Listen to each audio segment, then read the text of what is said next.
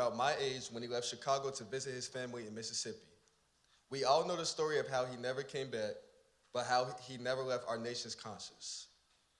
I wasn't able to attend the screening, but my friends told me how cool it was to see President Biden and what it means to be in a place where you feel seen in the history of our country. I thought I missed my chance for good until the White House asked that I join you all today. And it is truly amazing to be here, especially with my mom. She instilled in me the values of hard work, faith, and service. As a family, we volunteer at food pantries and clothing drives. Seeing how mental illness impacts my peers, I've organized events to raise awareness and advocate for additional services.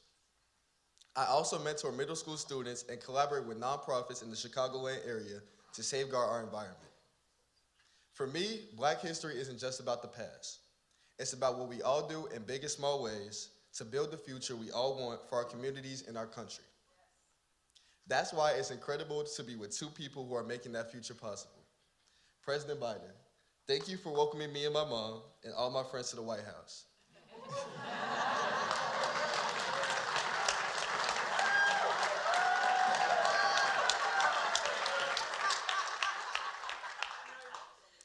It's an experience that will change all of our lives.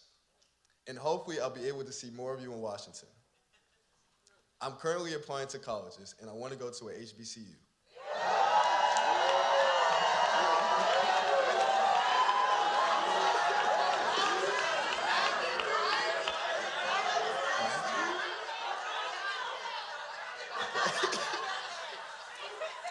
But my top choice is Howard University.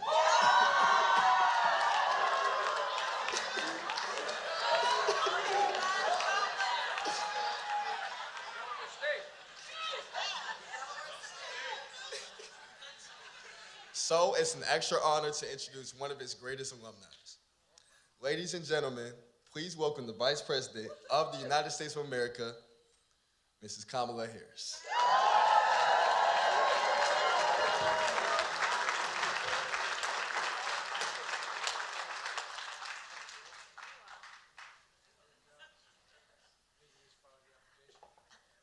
I think he's gonna get in.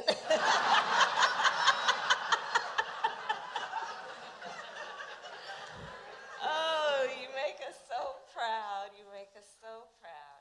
You'll get in, and you're gonna be a wonderful bison, a wonderful bison. Well, thank you, Dwayne, for that introduction. And your life of service, you have already chosen to live a life of service and leadership. You know, I think that we all know, and part of our tradition and our responsibility is to remind our young people that you are born a leader. Yes. And it's just a matter of when you decide to turn that on. And you decided at an early age, and your country and we all benefit from that work. So thank you. So to everyone here, all of Dwayne's friends,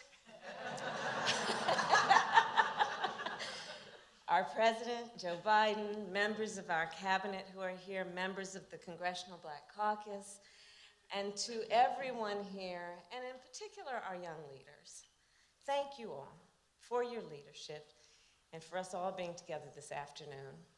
So during Black History Month, we celebrate all of those who through courage and conviction, through resistance and resilience, from bold discoveries and cutting-edge research to arts and music and a myriad of other disciplines, advanced freedom, liberty, and opportunity for the benefit of all Americans. We celebrate legends whose words and their work inspire millions and millions, not only in our country, but around the world.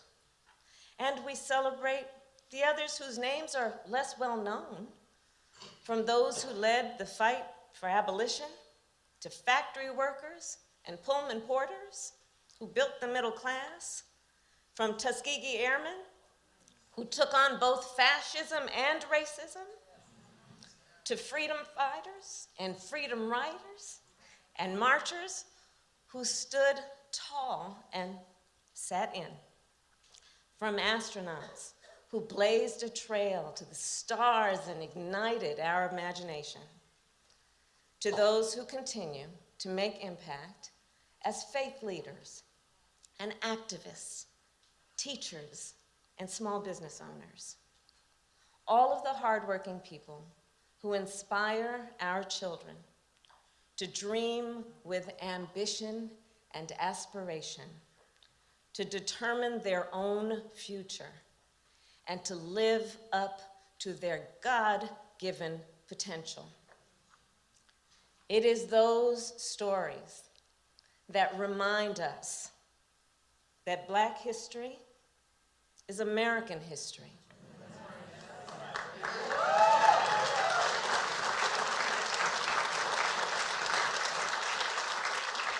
Living history, breathing history, history that we create every day, and history that we then must teach and celebrate.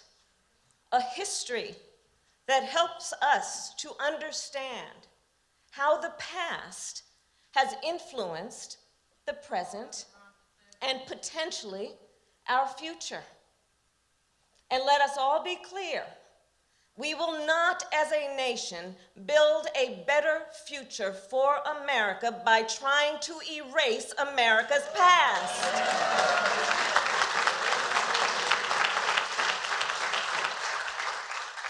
This month and all year round, we must recognize the full arc of our nation's history.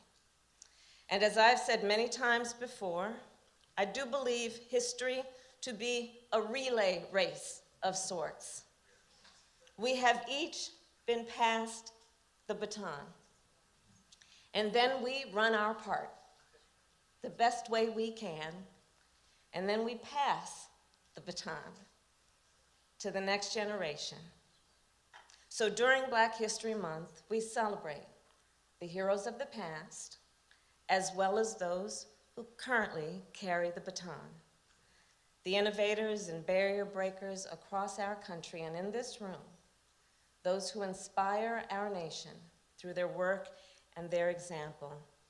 And as we work then to carry that baton further, let us continue to make progress in the many ways that we do, understanding the interconnection between all of our work and our collective work in the fight for justice. When we replace, for example, every lead pipe in our nation and put more electric buses on the road, we not only fight the climate crisis, we invest in infrastructure and all of those babies who should not have to drink toxic water.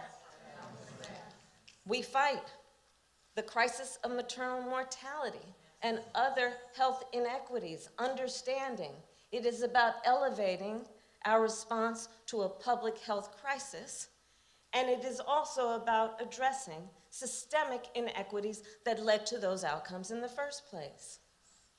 When we make sure all entrepreneurs can access the capital they need to start and grow a business, we know it is about creating economic growth and opportunity, and also dealing with a history where far too many were excluded from the opportunity to be on that path of gaining economic wealth.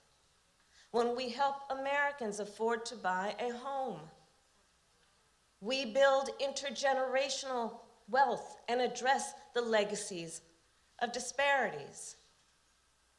In the relay race of history, the baton is in our hands, and we have a President of the United States who is so deeply committed, and I see this every day, who is so deeply committed to pass on a better and more just America. So please join me in welcoming the President of the United States, Joe Biden.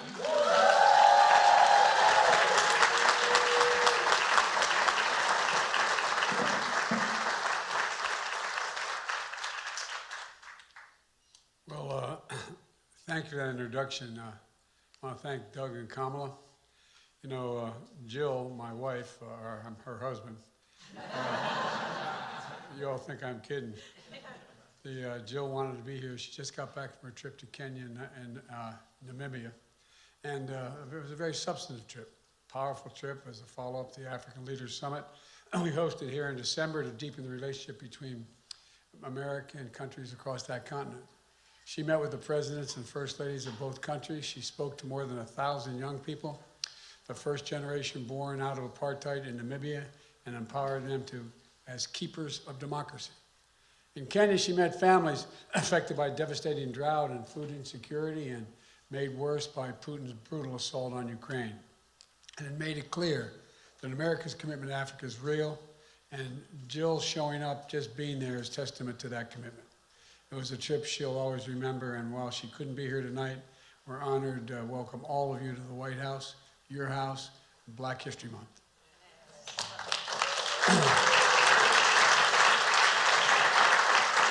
A special thanks to members of the most diverse administration in history who are here. The most diverse administration in history, right, Jim?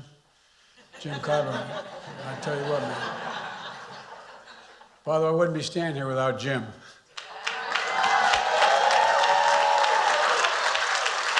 Thanks to the members of Congress who are here, starting with the first black party leader in Congress in our nation's history, Hakeem Jeffries.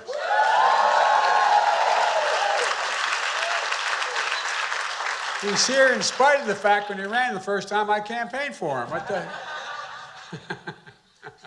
And the chair of the Congressional Black Caucus, Stephen Harsford. Stephen, where are you?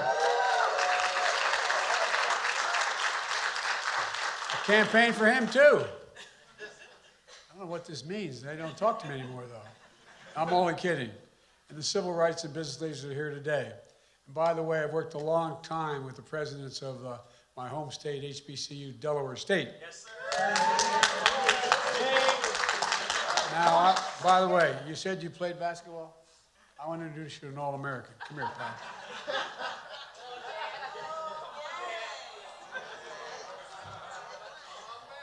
You see this guy here? He's better than Tiny Archibald. This is a guy, first team all, not a joke, not a joke. He would have been playing pro ball, except his feet got flatter when he got older. His one daughter ran my office in Delaware for a long time, the reason I'm here. And his second daughter here happens to be the congressman from the state of Delaware. But this guy, not only can he play ball, the reason his daughters have this kind of, I don't know, spark to change the world is because he did that too. So anyway, I want to say thank you. Thank you, pal. Good to see you. You know, I know real power when I see it, the Divine Nine. We're honored to have presidents, all the presidents here tonight, and I want to thank them. And by the way, you know, I may be a white boy, but I'm not stupid. I know where the power is. I know where the power, you think I'm joking. I learned a long time ago about the Divine Nine. That's why I spent so much time at Delaware State campaigning and organizing my campaign in Delaware. But all the presidents are here. I know we are the first administration in history to not only have all the presidents here at one time, but we have a permanent office here with the Divine Nine. But I got worried. We got so many damn guys working with me from Morgan State. Morgan, man, I'm a little worried about it. Anyway, I'm not going to get in the middle of that. I shouldn't kid about it. I should know better. I should know better. Look, folks, I also want to thank the marching band of Virginia State University.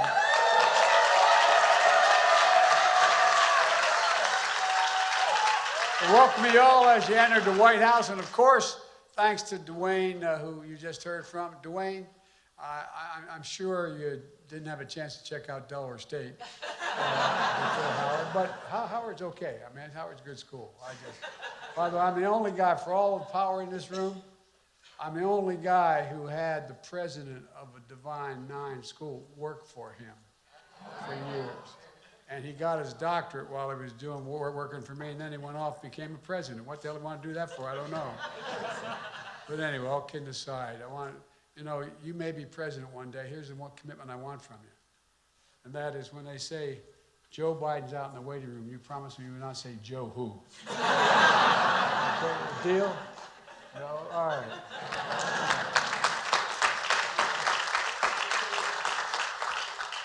As Dwayne just referenced, we recently hosted a screening of the movie Till.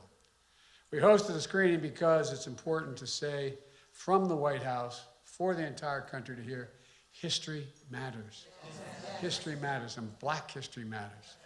Look, I can't just choose to learn what we want to know. We learn what we should know. We have to learn everything, the good, the bad, the truth, and who we are as a nation. That's what great nations do. That's what great nations do. And we're a great nation. And that's why the great historian, Carter G. Woodson, Dean of Howard University, more than 100 years ago, had a vision and a purpose. He thought there should be a Black History Month. First guy to do it, but I'm the best of my knowledge. And it's turned into Black History, I think he said Black History Week the first time. And it turned into Black History Month. And look, the legacy that's been continued by the Association for the Study of African American life and history. It's a legacy that continues today as we celebrate the vast contributions Black Americans have made to American history. No, we celebrate all of you and the progress we made together the past 2 years. Progress to lay the foundation for a stronger, more resilient, more equitable economy that grows from the bottom up and the middle out. So the poor have a ladder up, the middle class do well, and the wealthy always do well when everybody else does well. So I ain't worried about them. All kidding aside, they do well. This idea somehow we're only focusing on middle class and the poor. The wealthy do very well when the middle class are doing well. We created over 12 million jobs, the strongest job growth of any presidency in the first 2 years of our history. Black unemployment is near record lows. Wages for black workers are up in the 2 strongest years ever for small business creation, which includes strong growth in black small businesses. And guess what? It's not just the business that gets started.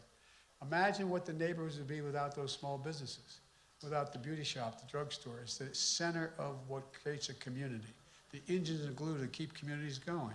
So it's not just the small business. More black Americans have health insurance today than any previous time in American history. And with the help of many of you, we've got millions of people insured under the Affordable Care Act by making it easier for them to sign up and making it more affordable, saving millions and millions of dollars overall for people getting an $800 a year break in their health insurance. For the first time, we've empowered Medicare to negotiate drug prices. We finally beat them. Finally took them on because of the people in this room. That means instead of paying $300-400 a month for insulin, as of January 1st, it's capped at $35 a month, period, for those on Medicare. The parents, grandparents, aunts, and uncles are also capped out-of-pocket costs for seniors in Medicare at a maximum of $2,000 per year, no matter what their costs are. They're not going to pay more than $2,000 beginning in 2025 because some of those cancer drugs they have to pay for are $10,000, $12,000, $14,000 a year.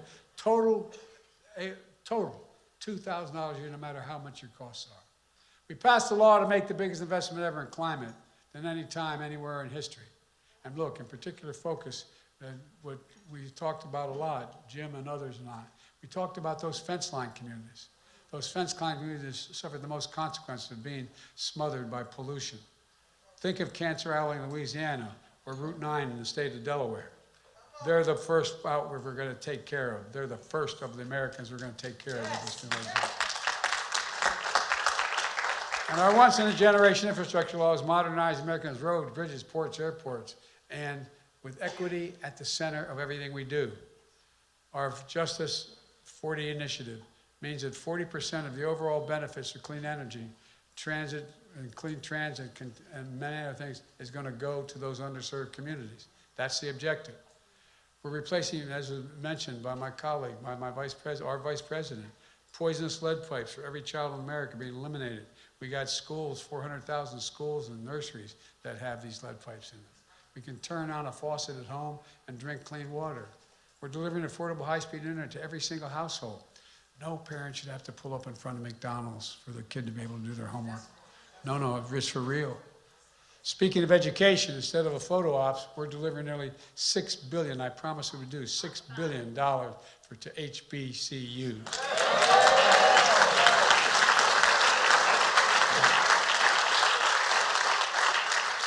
Without the kind of foundations that other schools have, we got to make sure they have the same laboratories, the same research capacity that everybody else, because their students can do anything anybody else can do.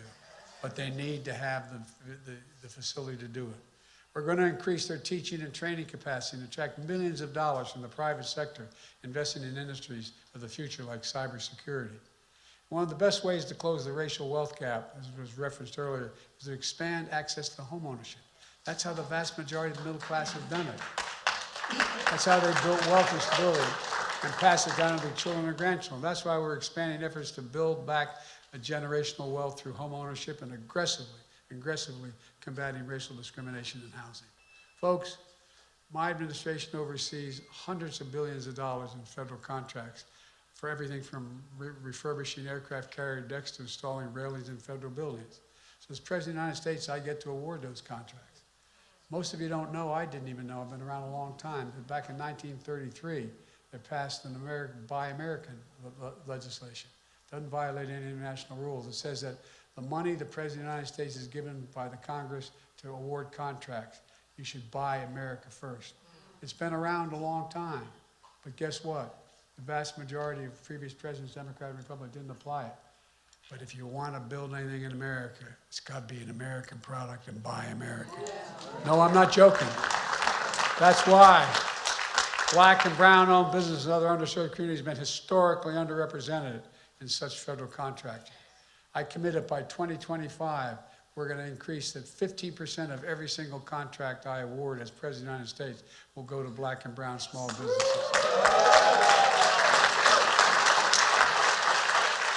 And the effect of that is that'll bring an additional $100 billion in federal contracting money to these communities. And to deliver equal justice under the law, we're building a federal bench with judges that reflect all of America, led by Ketanji Brown Jackson.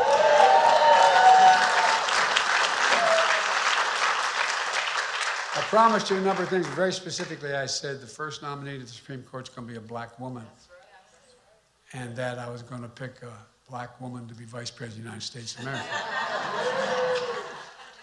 We've appointed more black women to the Federal Circuit Courts than every other president in history combined. Every single solitary one. And by the way, Dick Durbin of Illinois deserves enormous credit for that getting done. Look, after Senate Republicans blocked the George Floyd Justice and Policing Act last year, with your help, and some of you in this room actually helped me write it, I signed a historic executive order requiring key elements of that bill in federal law enforcement. I banned chokeholds, greatly restricted no-knock warrants, created a national database for officers' misconduct, and to lighten use of force policies emphasizing de-escalation in the way in which police officers work. To take a fresh approach to recruit, hire, train law enforcement, all of which are tied to effective and accountable community policing and advance public trust and safety. And as I made clear in the State of the Union, with the presidents of Tyree Nichols as our guest, his mom and dad, we need a Congress to come together to pass police reform legislation.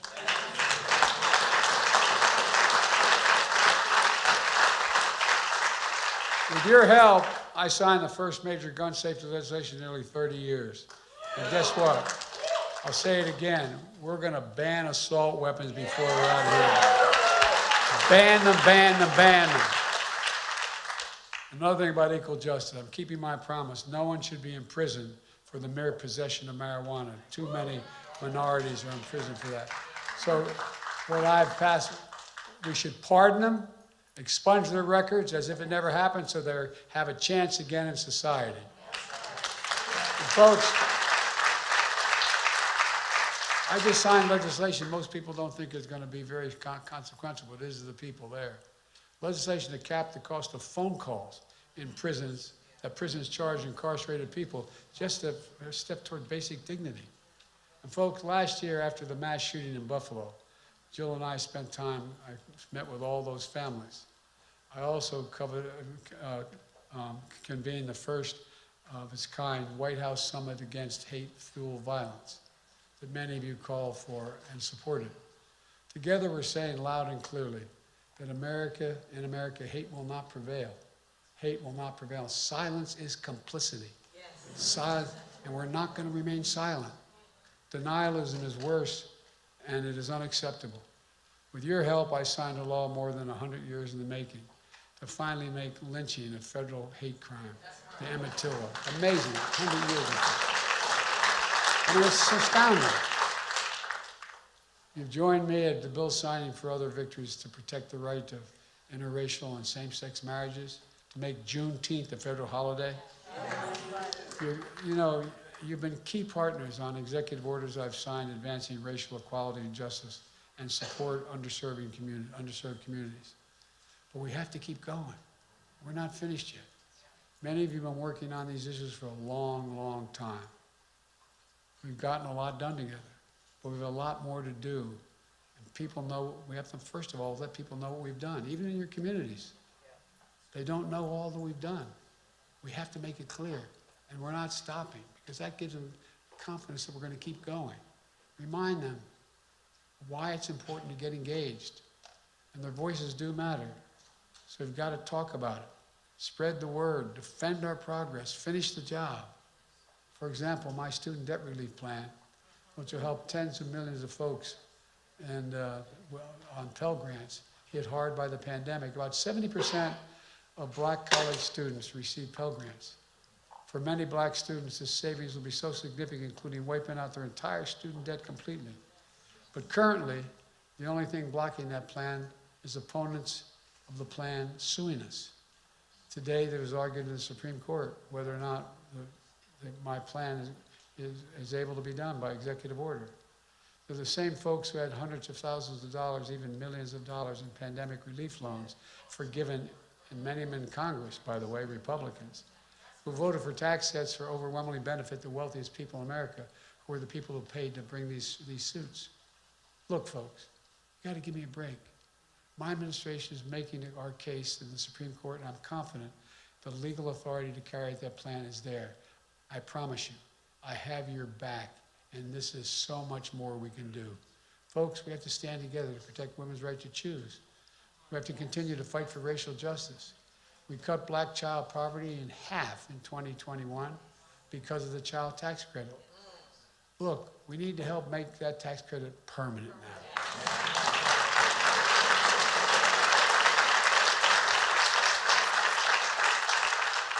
I signed the Bipartisan Electoral Count Reform Act to protect the will of the people and the peaceful transfer of power. We must get the Congress to vote on the John Lewis Voting Rights Advancement Act and the Freedom to Vote Act. I made clear that we cannot let the filibuster be an obstacle protecting that sacred right to vote. Look, let me close with this. I'm going quickly because you've been standing a long time, and I apologize. Last month, what would have been Dr. King's 94th birthday, I spoke in the pulpit at Ebenezer on a Sunday service. The next day, on Dr. King's holiday, I joined Reverend Sharpton and the National Action Network to talk policy. The day after, we stood here in the East Room with Steph Curry, an NBA champion who was a supporter of the champion Golden State Warriors, that continued a storied tradition of black athletes playing a role bigger than just the game they play, speaking out against racism, standing up for equality, encouraging people to vote, empowering children and their families to eat healthy, learn, and play in safe places, rallying the country against gun violence, in faith and action, policy and culture, and so much more. We see the vibrancy of black culture and history enriching all of American life, all of American life. History that can't be buried because it lives in the soul of this nation. It's who we are. It's who we are. It matters. As the gospel song sings, we've come too far from where we started. Nobody told me the road would be easy. I don't believe he brought me this far to leave me. Folks, I don't think the good Lord brought us into this world to leave us behind. We just have to remember. We just have to remember who we are. We're the United States of America. There's nothing beyond our capacity. Nothing, nothing, nothing. So happy Black History Month. May God bless you all, and enjoy the reception which starts after the next performance that's about to be announced. Where is it?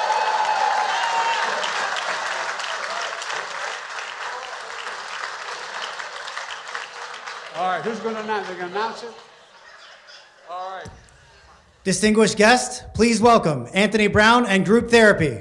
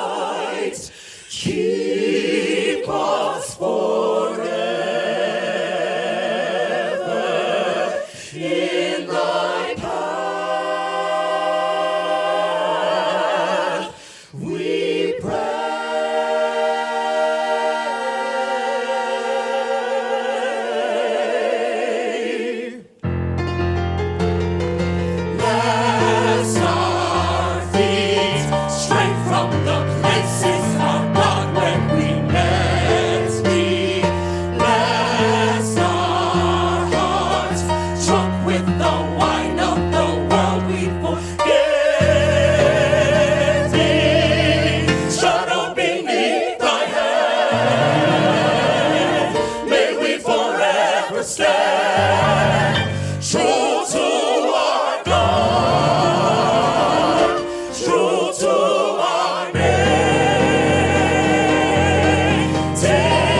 land.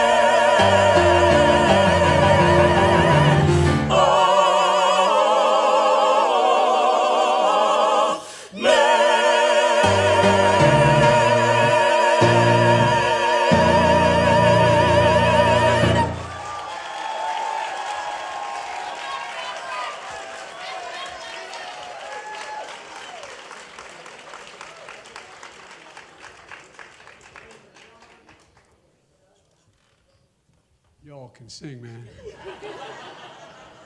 You know, I know most of those songs for a simple reason. As my buddy from Delaware can tell you, when you're involved in the civil rights movement as a kid in high school, I used to go down to the black church. I go to 7:30 Mass. I'm a practicing Catholic. Then I go to 10 o'clock. And then we sit and plan what we're going to do in terms of desegregation. You think I'm joking, I'm not. And the only drawback I had, Jim, everybody thought I was a good guy, except I can't sing worth a damn. My dad, when he was a college age, he didn't go to college, but he had a band. And my dad played a reed instrument. He played the saxophone and the clarinet, and he could sing and he could dance. He'd look at me once in a while and say, Joe, I don't know where you came from, honey. You have no lip, you can't sing, and you can't carry a tune in a wheelbarrow, but I still love you anyway. But at any rate, thank you all so much. I mean this sincerely. I want to thank the talent, but also want to thank the talent in this room. We wouldn't be anywhere without the people in this room. Not a joke. Not only would I not be standing here, we wouldn't have passed all the stuff that's made a difference.